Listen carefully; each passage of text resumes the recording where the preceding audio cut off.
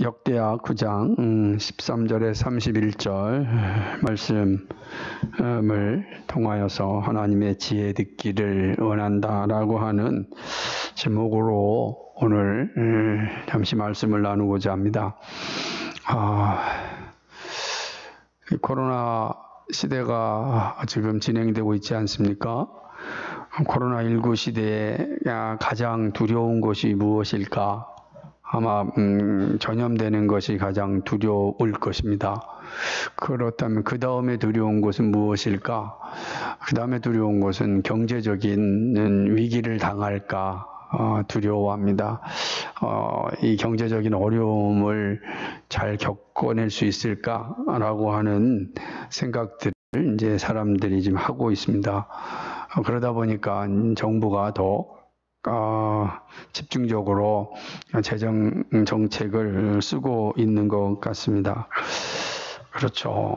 경제적인 문제 정말 힘들고 어렵습니다.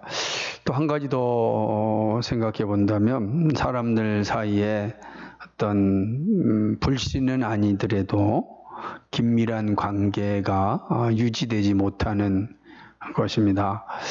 학교에서는 선생님과 학생들이 따뜻하고 긴밀하게 만나지 못하고 있습니다.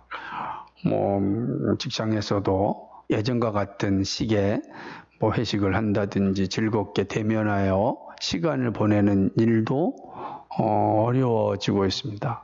교회도 마찬가지 아니겠습니까? 사람이 사람을 이렇게 대하고 친근하게 대하는 것이 얼마나 그 의미가 있고 중요한데 그런 일들을 하지 못할 때 관계는 점점 금이 갈 수 있는 거죠. 깊고 단단해지기보다는 얇게 형성되어지고 맙니다. 그 시간이 조금만 더 길어지면 어떤 일이 벌어질지 참 상상하기 어려울 것입니다. 더 이상 서로가 서로를 깊이 신뢰하지 못하는 단계까지 일로 갈 수 있기 때문에 그렇습니다. 어쨌든 이러한 시대를 살아가는 우리 모두는 대단한 믿음이 있어야 되고 그 믿음이 없이는 이 험악한 시간들을 당당하게 이겨낼 수 없다 이런 생각을 합니다. 오늘 본문을 보면 솔로몬이 참 복 있는 사람임을 다시 한번 보게 됩니다. 오늘 본문이 솔로몬의 마지막 장면인데 역대기 기자는 솔로몬의 마지막 장면을 아주 멋지게 기록하고 있습니다. 우선 정말 부자구나 라고 하는 것을 보게 됩니다. 엄청나지 않습니까? 13절에 보면은 솔로몬의 세입금의 중수가 666금 달란트라 이렇게 기록하고 있음을 보게 되는 것입니다. 세입금 받아들이는 금인데 다시 말한다면은 오늘날 하면은 관세와 같은 의미가 될 수도 있을 것입니다. 그러니까 주변국들로부터 이렇게 세금, 이렇게 관세를 받는데 그게 이 정도가 660금 달란트다 이렇게 이야기합니다. 그리고 14절에 보면은 상고와 객상들, 다시 말하면 이 무역을 하는 사람들이 가져온 것이 있고 거기 아라비아 왕들과 그 나라 방백들도 금과 은을 솔로몬에게 가져온지라. 자발적으로 가져온 겁니다. 솔로몬에게 나중에 보면 나오겠지만, 그러니까 얼마나 솔로몬이 참 재정적으로 풍성했는가. 솔로몬이 음보기를 아주 그냥 대수롭지 않게 여긴 것을 보게 됩니다. 자, 이런 장면 보면 우리는 20절 말씀이면 솔로몬 시대에는 은을 귀히 여기지 아니하였더라. 그러죠. 은이 그게 돌처럼 느껴지는 거죠. 그냥 별로 오늘날 우리 시대 동전이 잘 보이지 않잖아요. 동전이 귀히 여기지 않아요. 이제는 동전 바닥에 떨어뜨려 놔도 사람들이 안 주워요. 동전이 그렇게 귀히 여기지 않는 시대가 됐죠. 그만큼 다른 것이 풍성하니까 그렇다고 할 수 있습니다. 그러니까 솔로몬의 마지막 통치 시기는 이렇게 은이 귀히 여기지 않을 정도로 반면에 금이 풍성하였다는 겁니다. 금이 많으니까 은이 필요할 수 없겠죠. 그러니까 보게 되면 15절에 보니까 왕이 쳐서 느린 금으로 큰 방패를 만들고요. 매 방패에 든 금이 600세겔입니다. 엄청난 거죠. 또 작은 방패도 만듭니다. 그리고 또 상아로 보좌를 만듭니다. 상아 있죠? 이게 코끼리 이 상아로 보좌를 만드는 겁니다. 우린 상아를 만들기가 어렵죠. 상아 최고급. 이거 최고고. 근데 이 상아로 보좌를 만들었습니다. 그리고 정금으로 입혔습니다. 이거 참 말할 때마다 엄청난 거예요. 무슨 상상할 수 없는 그런 부의 모습을 보여주고 있습니다. 19절에 보면은 이런 표현이 있었어요. 아무 나라에도 이같이 만든 것이 없더라. 이렇게. 그러니까 다른 나라는 결코 흉내를 낼 수도 없다라고 하는 거죠. 금으로 도배를 하니까.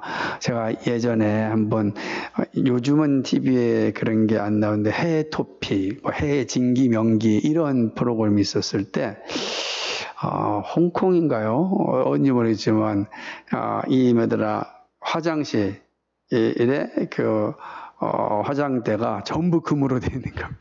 금으로 다 돼서 야, 금 위에서 이렇게 볼일을 본다. 이게 어떤 기분일까? 그죠?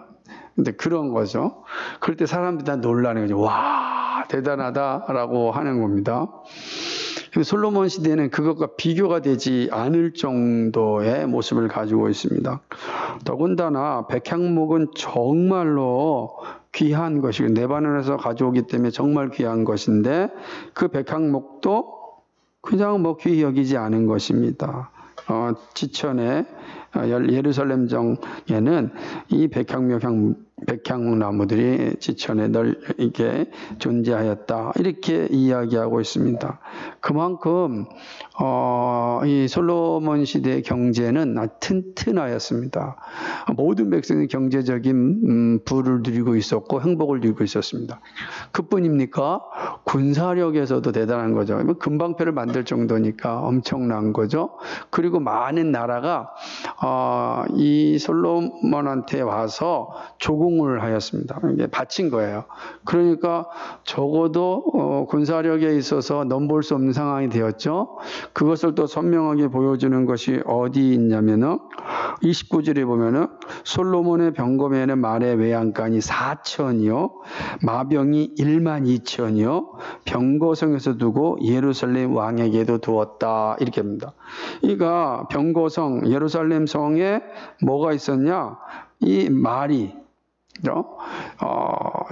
자주 말씀드렸지만 고대 시대의 말은 가장 전투력이 강한 것을 의미합니다. 오늘날 같으면 핵폭탄과 같은 그러한 핵폭탄까지는 아니겠지만 그래도 비행기로 칩시다. 고속 비행기를 다 소유한 그러한 것과 같거든요. 그러니까 솔로몬 시대의 국방력이 정말로 튼튼하였습니다. 감히 주변 나라가 넘볼 수가 없었던 것이죠. 놀라운 것은 28절을 보게 되면 솔로몬을 위하여 애국과 각국에서 말들을 내어왔더라. 그래서 각 나라에서 말을 가져와서 국방력은 세계 최고죠. 지금 우리가 왜 미국을 이렇게 의지하냐면 세계 최고의 국방력을 가지고 있습니다. 그러니까 지금 중국과 미국이 싸우잖아요. 왜 싸우죠? 1위, 2위. 그죠? 1위, 2위 싸움이에요. 1위는 2위가 저렇게 크는 거를 보지 못하는 겁니다. 그러니까 이제 짓밟는 거죠. 2위는 1위를 탈환하고 싶으니까 온갖 방법을 통하여서 지금 자기의 국토를 확장하지 않습니까? 1대1로 그래가지고 실크로드 길로 해가지고서 전 세계를 베이징으로부터 다 연결한다. 이런 것들이 현재 중국의 어떤 정책 아닙니까? 그러니까 이 두 싸움이 강대국의 싸움이 박살나고 있는 겁니다. 그 두 싸움의 핵심은 그만큼 군사력의 자신감을 가지고 있으니까 하는 겁니다. 우리가 감히 미국을 향하여서 중국을 향하여서 우리나라가 저항할 수 있겠습니까? 어렵거든요. 군사력 중에서 어려운 거예요. 거기다가 아무것도 없죠. 만약에 북한처럼 핵무기라도 가지고 있으면 한번 해봐, 같이 죽자, 뭐 이러면은 두려워할 텐데, 그것도 뭐 핵도 중국에 몇 개 터뜨려서 되겠습니까? 그 어마어마한 땅에 터뜨리려면 수십 개는 터뜨려야 되는데, 그러니까 이런 자신감 있게 이제 나오는 것 아니겠어요? 그러니까 지금 솔로몬의 이 시대의 이 국방력이라고 하는 것은 주변 국가에 있어서 좀 아주 탄탄한 모습을 가지고 있습니다. 뿐만 아니라 이 솔로몬 시대에 와서 비로소 아브라함에게 약속하였던 영토가 완성되는 것처럼 보입니다. 한번 볼까요? 26절을 보게 되면 이렇게 되어 있습니다. 솔로몬이 유브라데 강에서부터 블레셋 땅과 애굽 지경까지 열왕을 관할하였다. 이렇게 기록되어 있습니다. 창세기 15장 18절 한번 볼까요? 창세기 15장에서 18절을 보게 되면 하나님께서 아브라함에게 주신 약속인 것입니다. 언약을 맺고 난 뒤에 하나님께서 아브라함에게 너의 땅이 어떻게 될 것인지를 약속해 줬어요. 같이 읽어볼까요? 시작. 그날에 여호와께서 아브라함으로 더불어 언약을 세워 가라사대 내가 이 땅을 애굽 강에서부터 큰 강 유브라데까지 내 자손에게 주노니. 그래. 그러니까 아브라함에게 약속하였던 땅의 경계가 어디서요? 솔로몬 시대에 와서 성취된 것을 보게 됩니다. 그러니까 지금 경제적으로 완벽한 부를 이뤘습니다. 그리고 군사적으로 이건 세계 최고의 이제 고대 근동에서 가장 강력한 세력이 되었습니다. 그리고 그 영토도 이 조그만 예루살렘에서 정말 애국과 유브라데까지 아브라함에게 약속하여 주셨던 그 가나안 전 지역의 영토를 지금 관할하게 된 것입니다. 솔로몬의 시대에 정말 모든 것이 다 이루어진 것처럼 보이게 됩니다. 너무나 멋있고 아름다운 모습이다. 부럽고 그러지 않습니까? 이러한 솔로몬의 모습이 어떻게 이루어졌는가? 그 말씀을 우리 22절과 23절에 보면 잘 나타나 있어요. 같이 읽어볼까요? 솔로몬 왕의 재산과 지혜가 천하 열왕보다 큰지라 천하 열왕이 하나님께 솔로몬의 마음에 주신 지혜를 들으며 그 얼굴 보기를 원하여 각기 예물을 가지고 왔으니까지 보겠습니다. 그러니까 어떻게 된 거죠? 이렇게 될 수 있었던 건 뭡니까? 하나님께서 솔로몬의 마음에 주신 그 지혜 때문입니다. 하나님께서 솔로몬의 마음에 주신 그 지혜가 지금 이러한 열매를 얻게 된 것이고 또 누리고 있는 것입니다. 천하 열왕들이 하나님이 솔로몬 마음에 주신 지혜를 듣고 싶어서 자신들의 모든 예물을 가지고 솔로몬에게 옵니다. 그래서 솔로몬의 지혜를 듣고 솔로몬의 얼굴을 보고자 합니다. 여러분 이 장면을 잘 생각해 보십시오. 왜 사람들이 이런 예물을 바리바리 싸가지고 왔습니까? 그 귀한 금과 음과, 그죠? 그거 제가 읽지 않았지만은 24절 하반절에 보면 은그릇과 금그릇과 의복과 갑옷과 향품과 밀과 노새 해마다 정한 수대로 가져왔어요. 근데 가져온 이유가 뭐예요? 하나님이 솔로몬의 마음에 준 그 지혜를 듣고 싶어서 솔로몬의 얼굴을 보고 싶어서 가져왔습니다. 여기에서 우리는 되게 중요한 의미를 살펴보고자 합니다. 열방에 있는 사람들이 솔로몬의 마음에는 이미 스바야 왕도 그랬지만 열왕의 모든 사람들이 자기 것을 가져와서 그 지혜를 듣고 싶은 거예요. 그 지혜. 왜 그 지혜를 듣고 싶었을까? 그 지혜가 무엇이길래 사람들이 이렇게 자신들의 그 모든 재물들을 가지고 왔을까? 자, 다시 한번 질문해 봅니다. 예루살렘에서 지혜가 선포되지 않고 지혜가 나오지 않는다면, 흘러나가지 않는다면 사람들이 오겠습니까? 그러니까 대답을 오겠어요? 자기 돈 가지고 오겠어요? 안 오죠. 그죠? 그렇다고 한다면, 자, 그들이 가져온 음과 금과 이 모든 예물들을 드릴 만큼 가치가 있다는 것 아니겠습니까? 그죠? 이거 가치가 있으니까 드리는 것 아니겠어요? 가치가 없다고 한다면 멀리서 왜 그 귀한 예물들을 가지고 오겠습니까?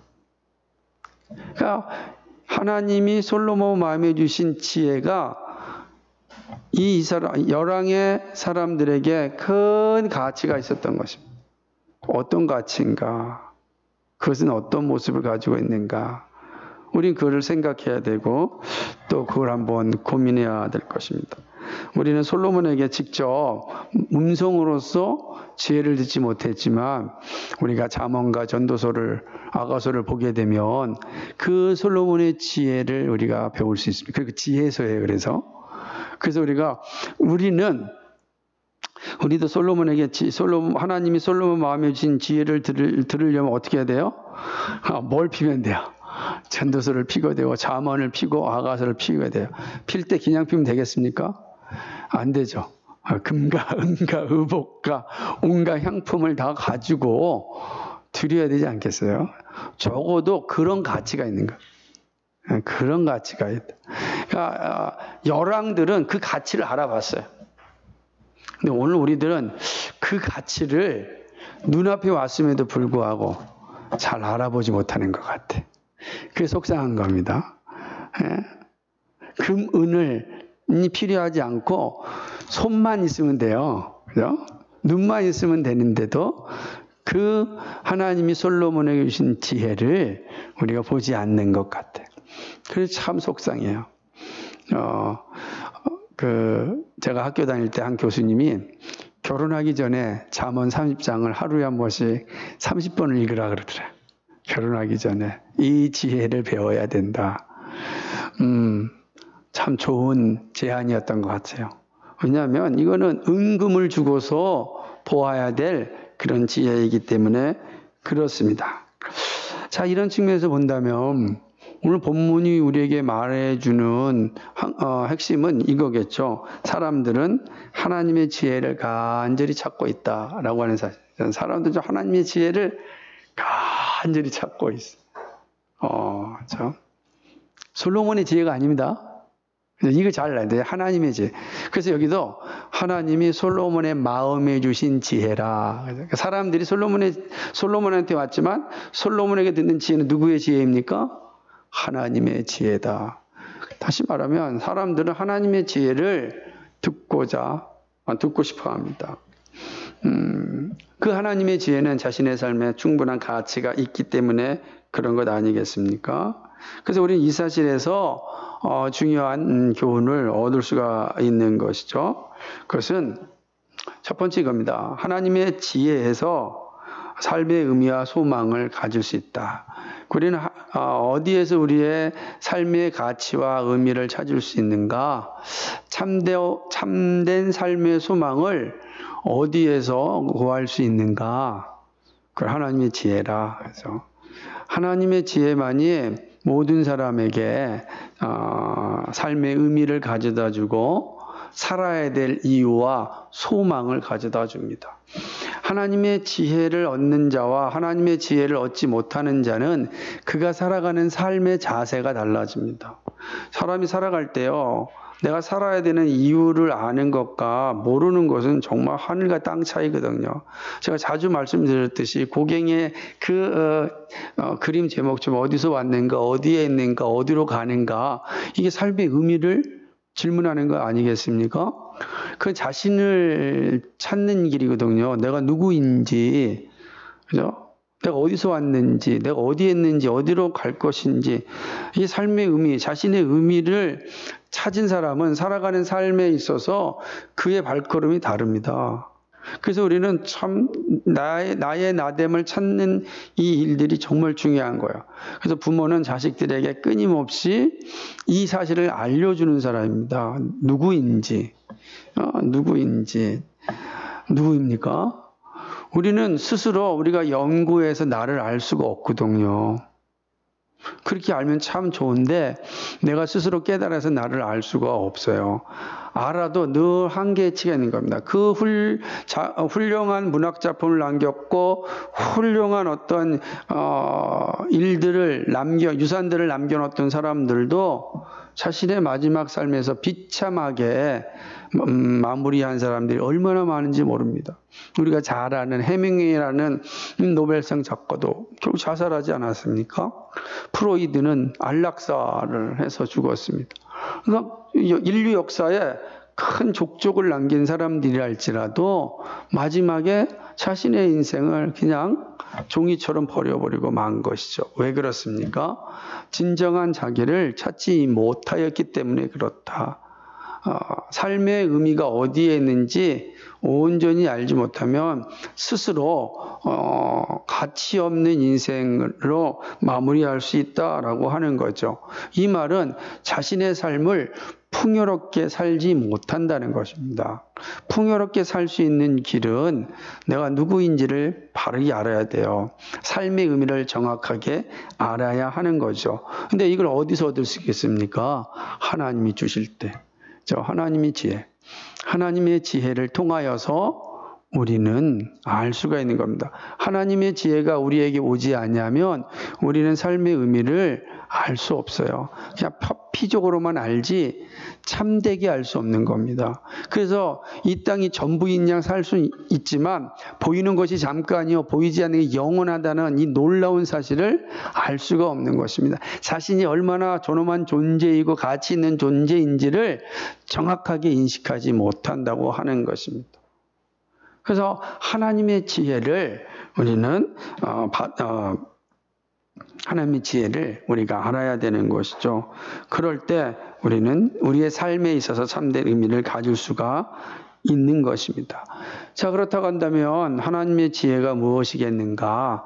이런 질문을 던질 수 있지 않겠습니까? 이것이 두 번째 교훈일 수 있습니다. 하나님의 지혜는 무엇일까요? 하나님의 지혜. 그래도 이 하나님의 지혜를 우리가 우리 스스로가 아는 게 아니죠. 솔로몬이 우리에게 이 사실을 알려줬습니다. 잠언에서 솔로몬은 지혜를 의인화합니다. 지혜를. 지혜가 우리에게 말한다 그래요. 지혜가 우리에게 걸어온다 그럽니다. 지혜가 말하고 걸어온다. 지혜가 그런 일 하나요? 그 놀라운 것은 신약성경은 이 지혜를 누구로 이야기하냐면 예수 그리스도로 말씀합니다. 예수 그리스도가 곧 지혜다. 그죠? 말씀 곧 지혜가 곧 예수 그리스도다라고 이야기하는 겁니다. 다시 말한다면 하나님의 지혜는 예수 그리스도입니다. 그러므로 우리가 예수 그리스도를 바르게 알고 예수 그리스도를 바르게 믿을 때 우리에게는 삶의 참된 의미를 찾을 수 있고 소망을 가질 수가 있는 것입니다. 그래서 예수 그리스도가 누구인지 고백하는 게 너무너무 중요한 겁니다. 너희가 지혜가 없느냐? 지혜를 구하라 그러지 않습니까? 하나님께서 우리에게 아낌없이 지혜를 베풀어 주십니다. 우리가 늘 구하고 구해야 될 것은 지혜의 원천인 예수 그리스도다라고 하는 것입니다. 그러니까 우리는 예수 그리스도를 늘 구할 때 예수 그리스도께서 우리에게 지혜를 베풀어 주십니다. 그리스도가 우리 안에 있는 것이고 지혜가 우리 안에 충만하게 거하는 겁니다. 그래서 우리는 이 예수 그리스도 안에서 그 놀라운 은혜를 누리는 거예요. 이 솔로몬은 이 사실을 분명히 알았습니다. 지혜가 너에게 올 것이다 라고 합니다. 지혜가 오러옵니다. 지혜를 맞이하고 지혜의 말씀을 들으라 이 이야기합니다. 지혜의 말씀을 들으라. 그것이 사는 길이다. 이렇게 말씀하고 있습니다. 제가 찾죠. 잠언 5장부터 본데 우리가 이 사실 앞에서 분명히 알고 있어야 되는 내용입니다. 그래서 우리는 예수 그리스도를 아는 일에 그 무엇보다도 열심을 내야 되는 거죠. 그래서 신약성경 우리 베드로후서 3장 18절 말씀처럼 끊임없이 강조하지 않습니까? 그리스도를 아는 지식에서 자라가라. 그리스도 아는 지식에 자라.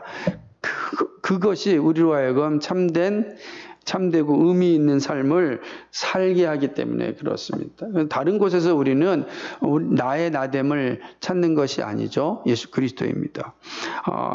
바울이 고린도 전서 15장 10절이죠. 나의 나된 것은 하나님의 은혜라라고 고백하였을 때에 잘 한번 생각해 보세요. 하나님의 은혜, 나의 나된 건 하나님의 은혜라. 근데 그 말씀 나의 나된 건 하나님의 은혜인데 그 은혜가 뭐죠? 그 은혜가 뭡니까? 우리를 구원에 이르게 하는 은혜. 그 은혜가 뭐죠? 예수 그리스도라. 예수 그리스도. 그러니까 하나님의 은혜는 예수 그리스도입니다. 예수 그리스도를 통해서 나의 나됨을 알게 되는 거예요. 예수 그리스도 없이 나는 구원에 이르지 못하고 예수 그리스도 없이 나의 나됨을 가질 수가 없는 겁니다.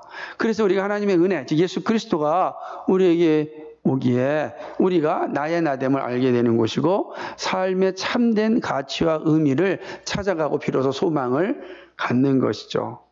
그래서 우리는 정말 예수 그리스도를 참 믿음의 주로 늘 바라보고 고백하며 살아가는 것이 정말로 중요한 일이다라고 하는 것입니다.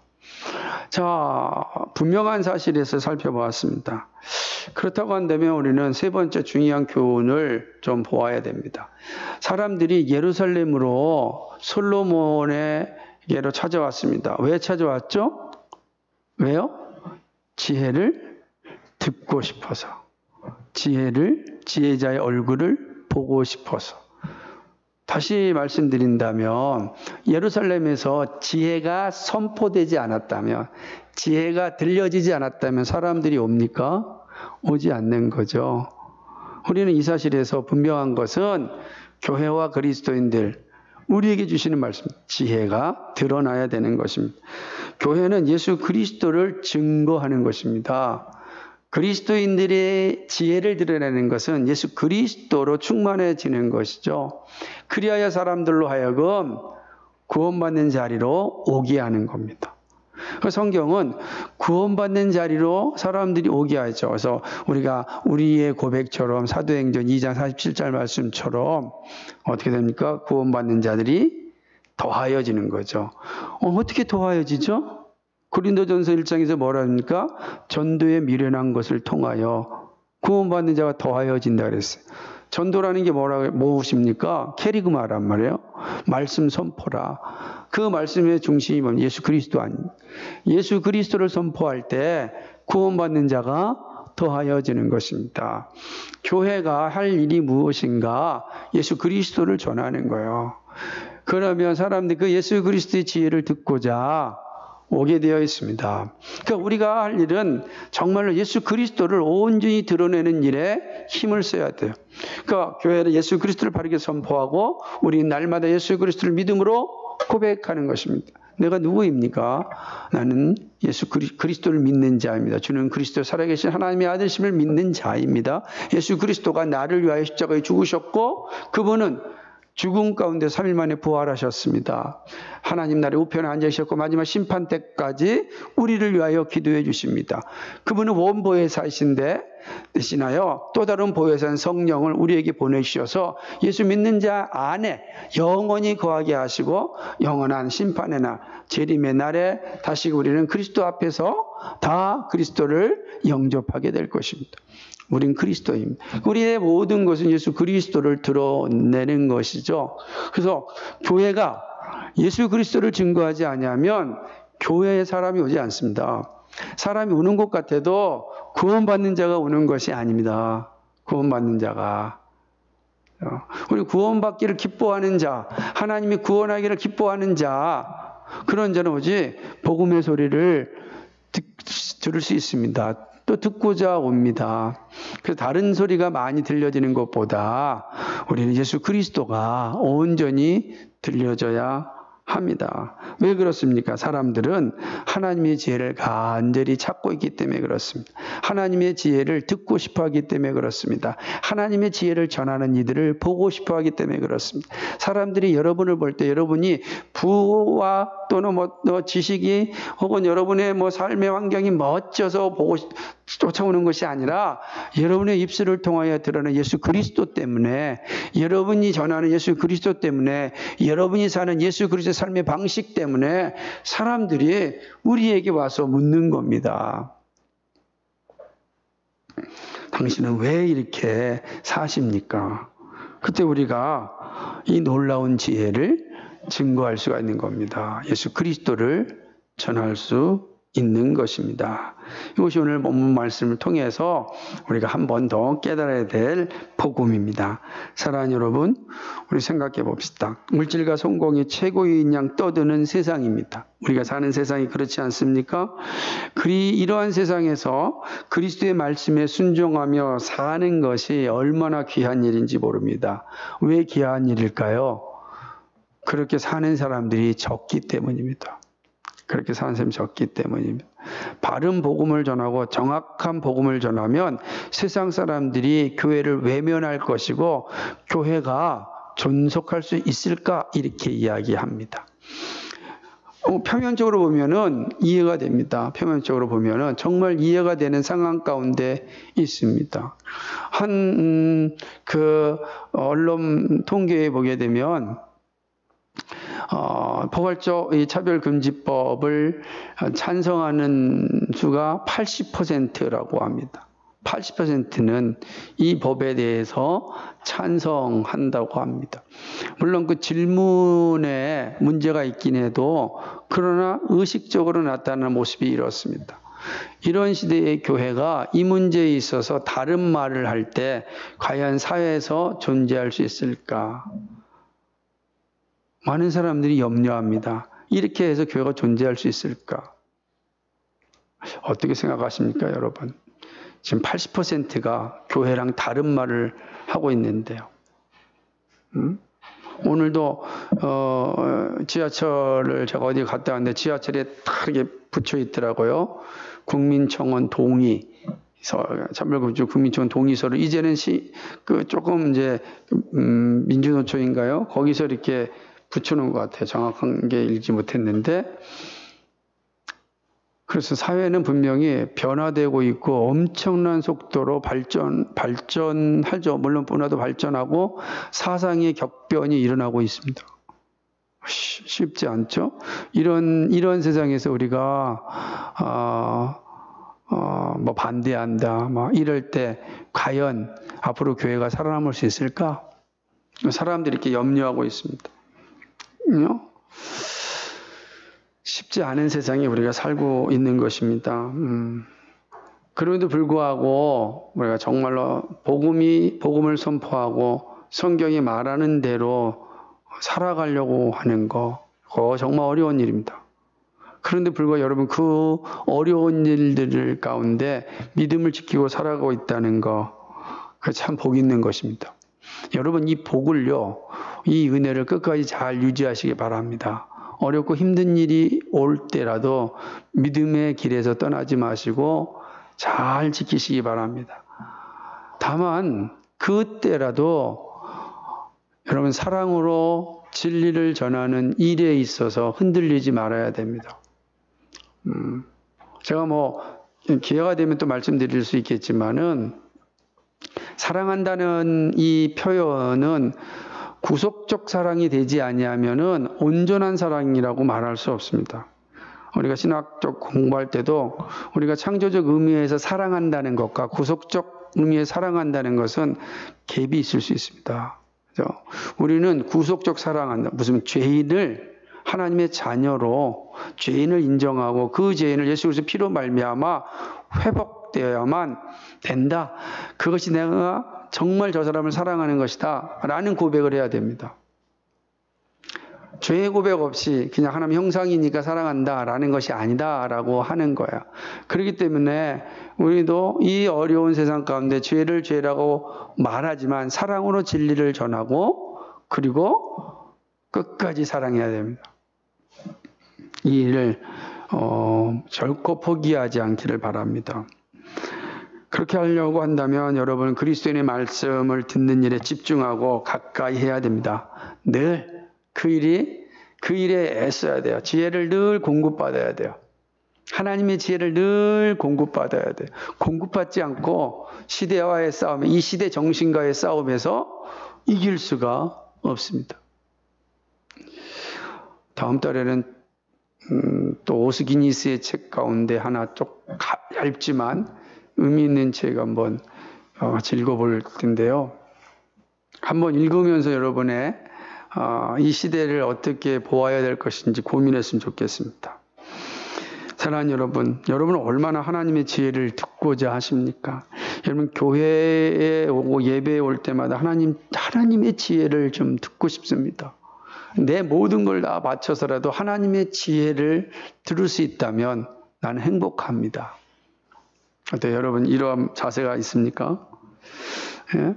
그리스도의 말씀이 그 무엇과도 바꿀 수 없는 보물이라고 여러분 자신하십니까?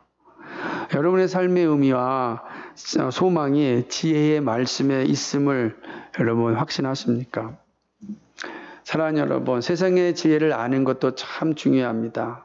그러나 그 세상의 지혜를 알기 전에 하나님의 지혜를 알아야 되고 먼저 사랑하셔야 됩니다.